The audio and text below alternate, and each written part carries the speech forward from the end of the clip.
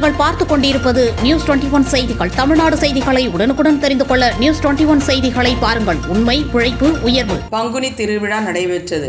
சிவகங்கை மாவட்டம் காளையார்கோவில் அருகே உள்ள கொல்லங்குடி கிராமத்தில் பிரசித்தி பெற்ற வெட்டுடையார் காளியம்மன் கோவில் உள்ளது.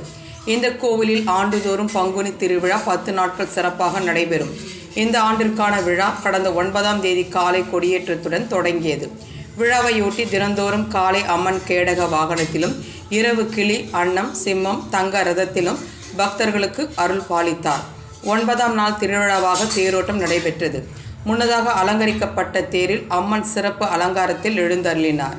அதன் பின்னர் காலை 9:15 மணிக்கு தேரில் எழுந்தருளிய அம்பாளுக்கு சிறப்பு தீபாராதனை காண்பிக்கப்பட்டு கொடி அசைக்கப்பட்டதும் அங்கு திரண்டிருந்த ஏராளமான பக்தர்கள் தேரை வடம் பிடித்து இழுக்கத் தொடங்கினர்.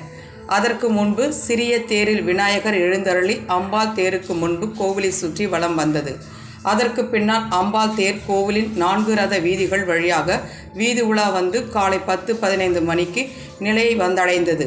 தேர் நிலையை வந்தடைந்ததும் அங்கு திரண்டிருந்த ஏராளமான பக்தர்கள் மற்றும் பெண்கள் பூக்களை தூவியும் கைத்தட்டியும் வணங்கினர்.